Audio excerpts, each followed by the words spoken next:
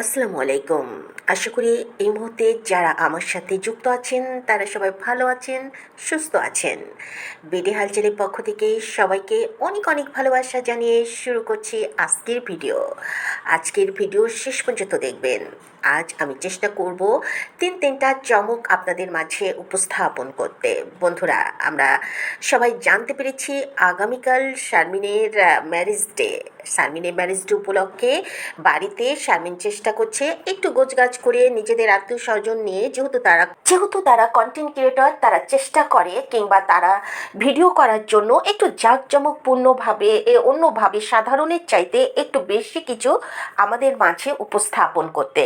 হ্যাঁ, সেটাকে আমরা সবাই ওয়েলকাম জানাতেই পারি যে তারা যেহেতু ভিডিও করবে এবং আমাদের সামনে উপস্থাপন করবে, ভিউর রুচি একটা দাবিদারের জায়গা রেখেই তারা মাথায় রেখে এগুলা তৈরি করে থাকে। কিন্তু অতিরঞ্জিত যেগুলা দেখলে আসলে খারাপ লাগে, যেগুলা দেখলে আমাদের কি বলবো, সমাজ, আমাদের সংসার, জীবন কিংবা বিশেষ করে বাংলাদেশে বেশিরভাগ মানুষই কিন্তু মধ্যবিত্ত, নিম্ন মধ্যবিত্ত, উচ্চবিত্ত সে তো কল্পনা অতীত মাত্র কয়েক হাজার কিংবা কয়েক লাখ মানুষ।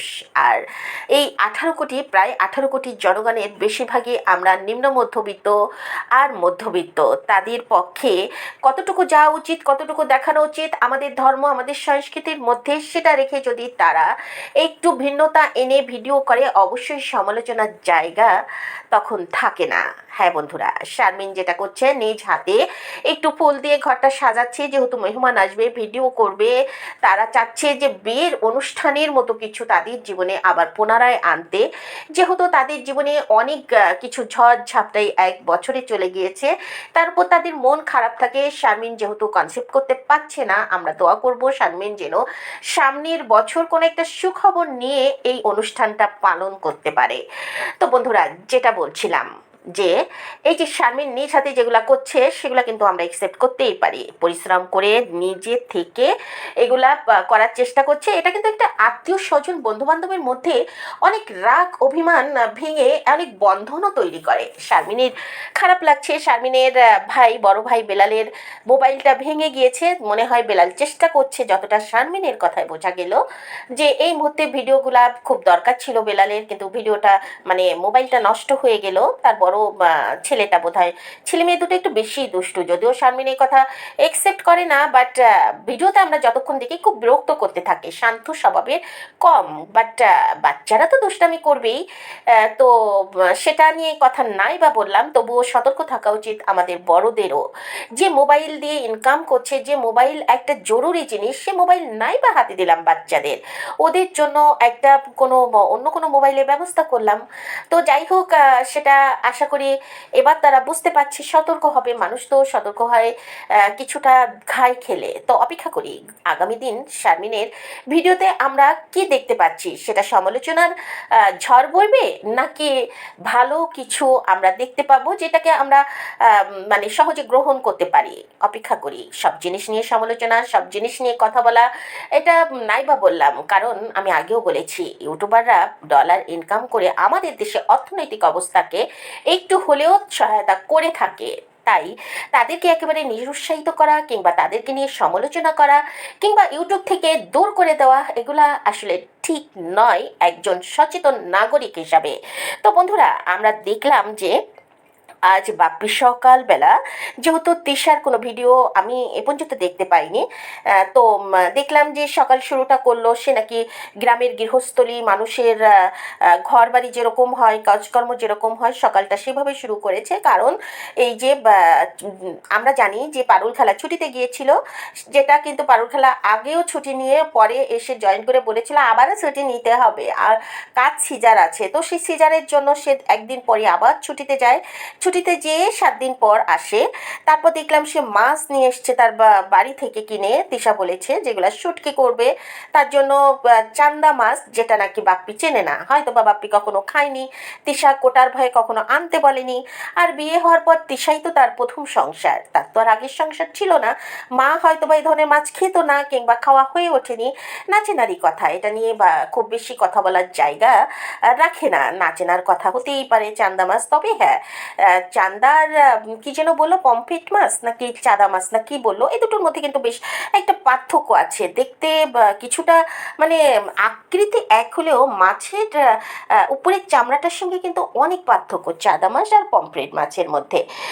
বন্ধুরা, আমরা দেখলাম যে তিশা জুম্মা মোবারক শুক্রবার নামাজ পড়ার আগে বাপ্পি ঢুকে খুব হাসি পাচ্ছিল। সে বলল যে হাত কেটে যাবে, হাত কেটে যাবে। মনে হচ্ছিল যেন তিশা নতুন বউ নতুন রান্না করছে, বা সে মাংস টাংস টুকরো করতে পারবে না।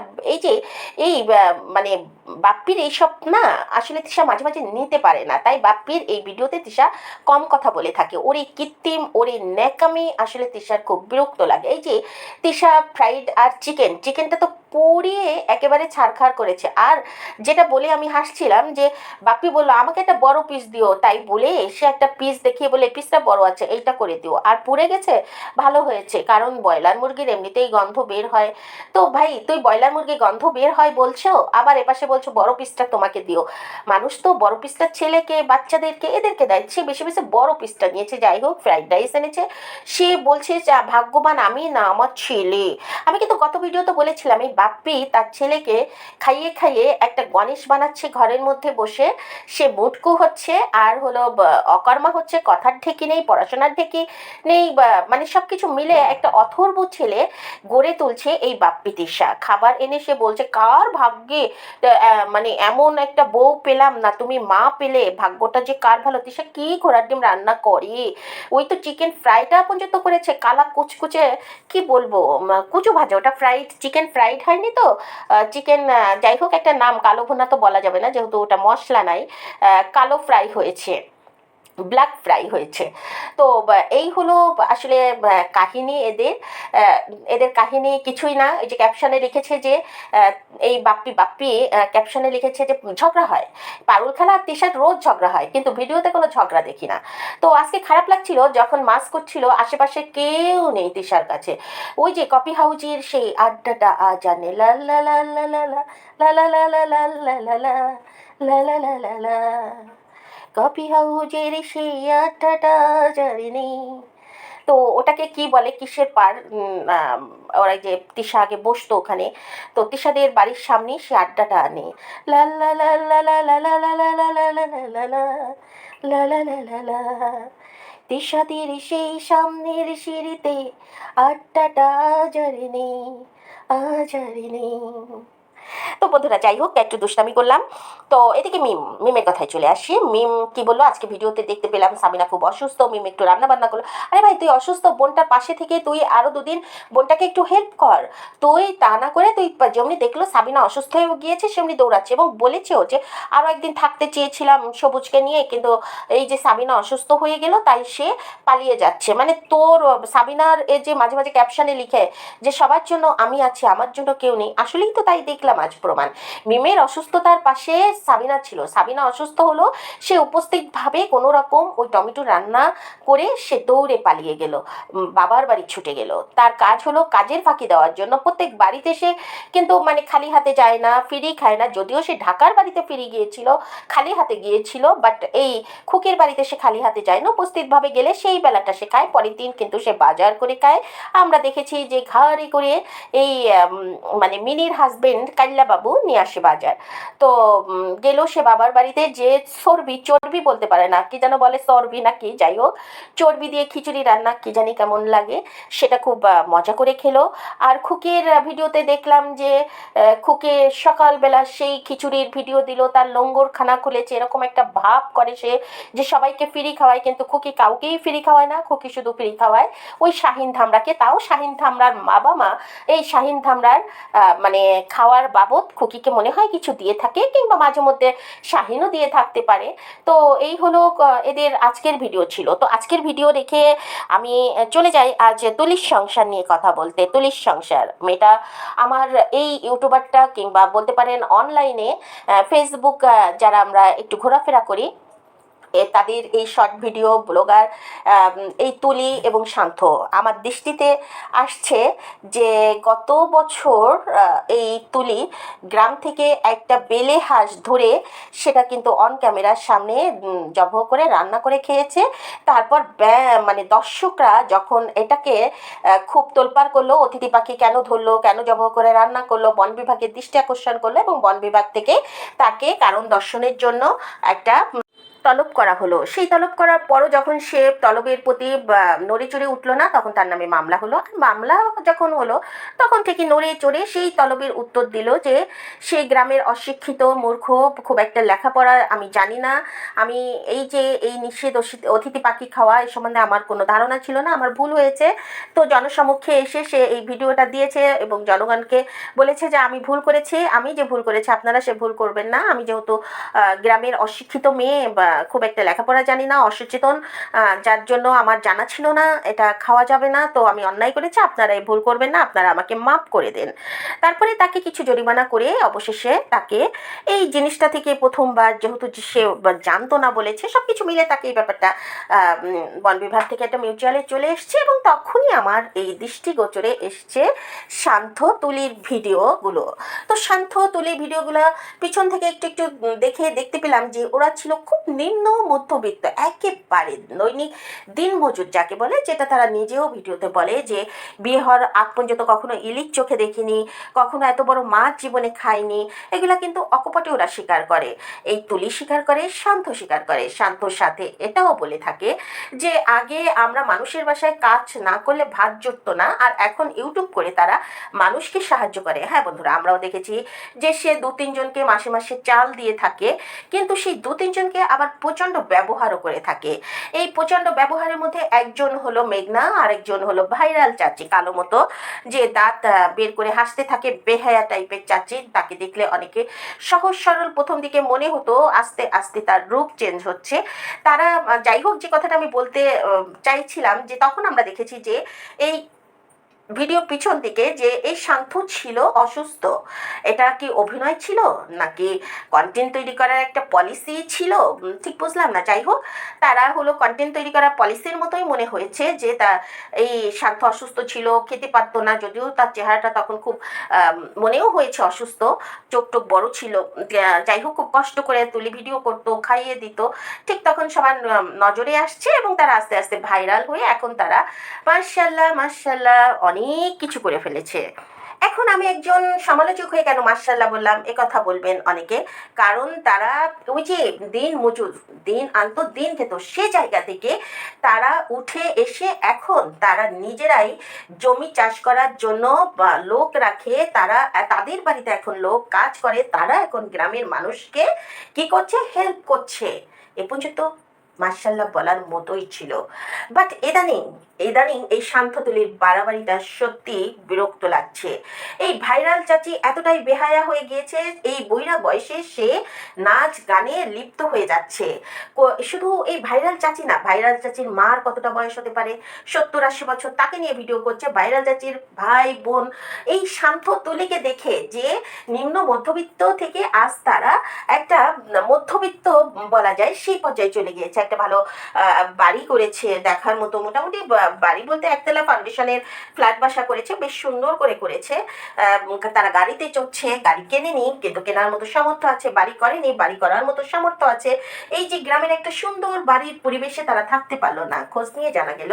আমি কেন এতদিন বলছিলাম আপনাদের যে কথা বলবো, বাট বলতে পারছিলাম না, কারণ একটাই যে একটু খোঁজ না নিয়ে কিভাবে আপনাদের সঙ্গে কথা বলি। এই যে এই তুলি এবং শান্তকে গ্রাম থেকে তাদের এ ধরনের উদ্ভট আচরণের জন্য, যেখানে সেখানে যাকে তাকে ছোট বড় বৃদ্ধ সবাইকে নিয়ে ভিডিও করে গ্রামের পরিবেশটাকে অস্বাস্থ্যকর করে তুলছিল। ছেলে মেয়েরা অল্প বয়সে নিজেরা বিয়ে করে সংসার চালানোর হাতিয়ার হিসাবে ইউটিউব বেছে নিয়েছিল।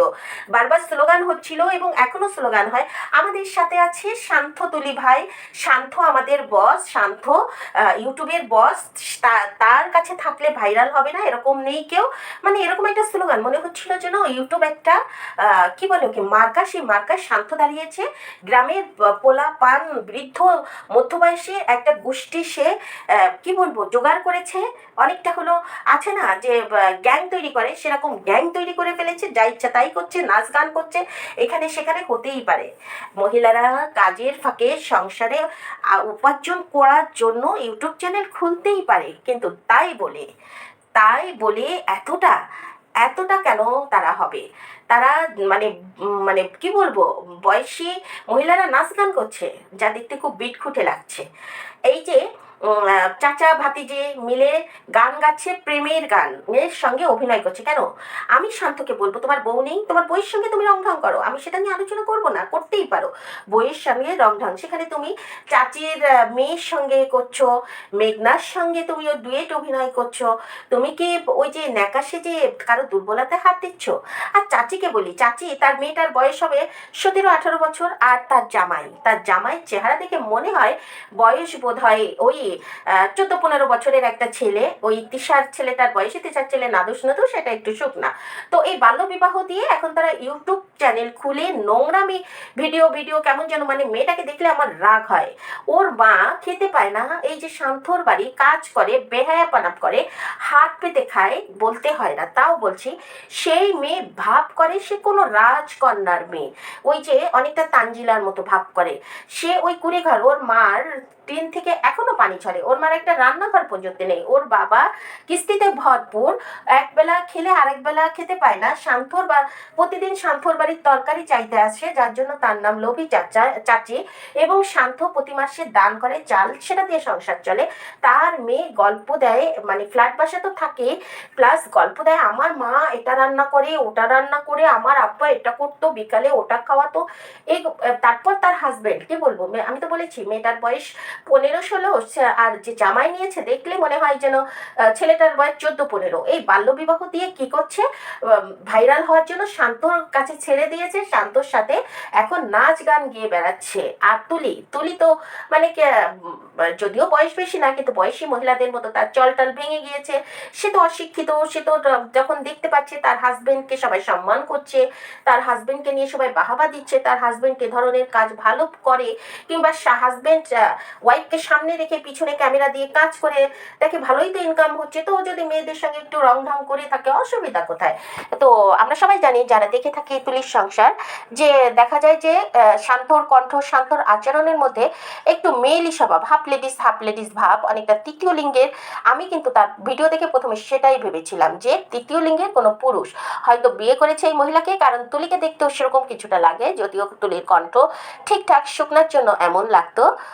তো বন্ধুরা, যেটা বলছিলাম যে এই শান্তকে অবশ্যই বের হতে হবে। সে যে পরিমাণ ইউটিউবারদের সংগ্রহ করেছে, ওখানে সে কি বলবো, ওখানে সে পরিবেশটা নোংরা করছে। তাদের ভিডিওগুলো আগে ছিল গ্রামে রান্না বান্না, হাঁস মুরগি চাষ দেখাতো, মানুষ পছন্দ করতো, পিঠা তৈরি করতো, মেহমান আসতো, মোটামুটি দেখার মতো ছিল। কিন্তু ইদানিং যা শুরু করেছে সবাইকে নিয়ে নাচ গান, বৃদ্ধ বয়সী পরপুরুষ নিষ্পুরুষ সব নিয়ে যে ঢং ঢং শুরু করেছে, পরিবেশটা পুরোপুরি একেবারে নষ্ট করে দিচ্ছে। আর আমরা তো সবাই জানি একজন ইউটিউবারের পরিণতি কিন্তু এ পর্যন্ত কারোর ভালো দেখলাম না। যেই ভাইরাল হয়েছে তারই সংসার ভেঙেছে, যেই ভাইরাল হয়েছে বাংলাদেশে তারই কপাল পুড়েছে। ঠিক যেমন ওই যে বিথিরিয়া রাজশাহীর, সেটাকে দেখলাম, এতদিন কি জানতাম যে বিথির কোনো মা নেই, এখন শুনি বিথির মাও বের হয়েছে। আর বিথির যে বিথির হাজবেন্ড বড়লোক শুকনা, কিন্তু দেখতে কিন্তু এই যে বিথির বাবার মতো। তো আমি এতদিন ভেবেছি বিথির বাবাও তো দেখতে অনেকখানি ওই যে ওর হাজবেন্ড, কি যেন নাম, রিদা না কি যেন, আমি অতটা দেখি না, তো আমার ভালো লাগে না ওদেরকে। তো আসলে সামনে আসে, ইদানিং একটু আলোচনা হচ্ছে যে কি একটা সমস্যা হয়েছে তাদের হাজবেন্ড ওয়াইফের মধ্যে, যার জন্য বেশ কথা হচ্ছে, এই জন্য একটু দেখা হয়। তারা অসুখে। আরেকটা দেখলাম যে আজমেরি বিথি, আরেকটা বিথি, তাকে সেও দেখলাম যে তার আগে একটা বিয়ে হয়েছিল, পরে এসে সে এখানে আরেকটা বিয়ে করেছে, তার দুটো বাচ্চা আছে, 5 বছরের একটা ছেলে, 2 মাসের একটা মেয়ে, সব নিয়ে নাকি গ্রামের বাড়ি থেকে সে চলে গিয়েছে তার আরেকজনের সঙ্গে। এখন সত্য কি মিথ্যা জানি না, তবে চলে গিয়েছে। তার হাজবেন্ড কান্নাকাটি করছে, ছেলেকে দেখার জন্য পাগল হয়ে গিয়েছে, শর্ট ভিডিও রিলস এগুলা দিয়ে সে মানে কান্নাকাটি করছে, বিচ্ছিরি বিচ্ছিরি একটা অবস্থা, বিচ্ছিরি একটা পরিবেশ। এই ভাইরাল হলে মানুষ যে কেন নিজেকে সেলিব্রিটি ভেবে মানে বর্তমান অবস্থান থেকে সরে যে সুখের আশায়, আরে তুই তো আগে একটা স্বামী ছেড়ে এই স্বামীর কাছে সুখের আশায় আসছিলি, আবার দু মাসের একটা মেয়েকে রেখে কি করে তুই পারিস আরেকজনের হাত ধরতে? সত্য কি মিথ্যা জানি না, যতটুকু আমরা ভিডিওতে দেখেছি, আমি এ ব্যাপারে খোঁজও নিইনি, যার জন্য বলতে পারবো না। তবে আমার চোখে বাজছে যে তাদের সংসারে অশান্তি, তারা বর্তমানে খুব চিৎকার করে তার হাজবেন্ড তার ছেলেকে দেখতে চায় যে বাবা তুই ফেরত আয়, তোকে ছাড়া থাকতে পারছি না, এবং বিভিন্নভাবে কথা হচ্ছে। অনেকে আসলে ভুয়া না সেটাও, এই আজমেরি বেটি মারা গিয়েছে এমন সংবাদও কিন্তু আমরা পেয়েছি। ঠিক যেমন এখন পাচ্ছি যে তার হাজবেন্ড ছেড়ে 2 মাসের মেয়েকে নিয়ে অন্য ব্যাটার হাত ধরে পালিয়ে গিয়েছে। যাই হোক, সেলিব্রিটি বলেন আর ভাইরাল বলেন, যদি মিথ্যা হয়ে থাকে তো কথা আছে না যে খ্যাতির বিড়ম্বনা, মিথ্যা হলে আমরা ওটাই ধরে নিব যে এগুলা খ্যাতির বিড়ম্বনা। তো আমি আবারও বলছি যে এই কথাগুলা সঠিক সত্য কিনা আমি জানি না। তো দেখলাম যে এদিকে তিশা এবং আখি এবং তিশার এক্স হাজবেন্ডের বর্তমান ওয়াইফ, সে কিন্তু এখন ওপেনভাবে বলতেছে যে আমাকে বুড়ি বলিস, আমাকে বিয়ে নিয়ে প্রশ্ন করিস, তোর মার কয়টা বিয়ে, তোর মার কয়টা কি? তার মানে এই যে আমি বলেছিলাম যে ওর মার একাধিক বিয়ে, আমি গ্রাম থেকে খোঁজ নিয়েছি, তিশারও কিন্তু 3-4টা বিয়ে, গ্রাম থেকে বরগুনা থেকে খোঁজ খবর নিয়েছি, কথা কিন্তু মিলে যাচ্ছে। তো আর আখির তো বিয়ে হয়েছিল আগে একটা, সবাই জানি। আখির বাবা মা কে নিয়ে কুচ্ছা রটাচ্ছে তিশা যে আখির মার একটা সম্পর্ক আছে, আখির বাবা এই চোর ও চোর, কিস্তি, হ্যাঁ তার লোন আছে, কিস্তি আছে, এটা ঠিক, কিন্তু সে নিতেই পারে, ব্যবসায়িক ক্ষেত্রে নিতেই পারে। এটা নিয়ে তিশার আসলে বড় বড় গলা করা ঠিক নয়। যে তিশা সে বলছে যে ছোট ননদগুলা খারাপ হয়, তিশাও তো ছোট ননদ ছিল দীপার, তাই না? তিশার এত বড় বড় কথা বলার কি দরকার? আমি কিন্তু আহাদ তিশা আখির কথা বলছি, আপনারা তিশা গুলিয়ে ফেলবেন না। তো তিশাকে নিয়ে যে কথা বলতে চাই এটা, যে তিশা কিন্তু চারিদিক থেকে কোণঠাসা হয়ে গিয়েছে। তিশার কোনো যতই সে নিজেকে সাধু সাজানোর চেষ্টা করুক, কোনোভাবেই সে সাজাতে পারবে না। যতই সে আহাতকে নিয়ে খুব সুখে আছে, ভালো আছে, আহাতকে ধরে রাখার চেষ্টা করবে, এটাও শেষ পর্যন্ত হয় কিনা সন্দেহ আছে। আহাদও শেষ পর্যন্ত তার সাথে থাকে কিনা। আহাদের বাবা মা বর্তমানে কিন্তু তিশাকে একেবারে সহ্য করতে পারছে না, তিশাও তাদের সহ্য করতে পারছে না। এই তিশা নিজের মাকে সহ্য করতে পারে না, তিশা শুধু সহ্য করে তাকে যে চামচাগিরি করবে, তাকে যে তোষামত করে চলবে। ওই পাশের বাড়ির ভাবি আবার কোন 2 সতীন নিয়ে এসছে। তো বন্ধুরা, এইসব 2 সতীনের আরেকটা দেখলাম চ্যানেল খুলেছে একজন, বেশ ভালোই সাবস্ক্রাইব হচ্ছে, তারাও দেখলাম ন্যাকামি শুরু করেছে। তারও বড় বউ তালাক দিতে চাচ্ছে, ছোট সতীন খুব আপসেট, তারপর তার শাশুড়ি এসে বোঝাচ্ছে, হাজবেন্ড ঢাকায় তাদের বাড়ি, তো দুটো মেয়ে সে ভাগিয়ে এনে বিয়ে করেছে। প্রথম বউ মানে বড় সতীন, সে নাকি চুজ করে ছোট সতীনকে নিয়ে এসছে বান্ধবী বানানোর জন্য, তার ননদ টনদ কেউ নাই। এগুলো আসলে কি শুরু হচ্ছে ইউটিউবে? আর আসার পর একটা নাটক শুরু হয়। এতদিন তাদের সংসার ভালো যাচ্ছিল, ইউটিউবে আসতে না আসতেই নাটক শুরু হয়েছে যে বড় সতীন আর সংসার করবে না, তালাক দিয়ে যাবে। এটা একটা, ভাই তোদের সংসার, তোরা নির্লজ্জের মতো সংসার, তোরা সমাজের অবক্ষয় তুলে ধরছিস। তোরা সুখে আছিস, ভালো কথা, তোদের ইনকাম আছে বিধায় তো তোর হাজবেন্ড ইসলামিক শরিয়ত মোতাবেক 4টা বিয়ে করতে পারে ক্ষমতা থাকলে। তাহলে তোরা ক্ষমতা যদি থাকে ইউটিউবে ইনকাম করতে আসছিস কেন? তোরা 203 নিয়ে কি বোঝাতে চাচ্ছিস যে সমাজে 203 303 নিয়ে সংসার করা যায়? ওই যে তিশা যা 203 নিয়ে যে ভিডিও করছে, তার হাজবেন্ড বলতেছে 4টে বিয়ে করা যায়, অনেকে 1 বিয়ে করে সুখী হয় না, অনেকে 4 বিয়ে করে সুখী। তোমার ওই 2 দিন পর সুখ বের হয়ে যাবে। 2 দিন তুমি যে কত সুখে আছো, ওই যে ভিডিওর সামনে এসে বলো, ভিতরে ভিতরে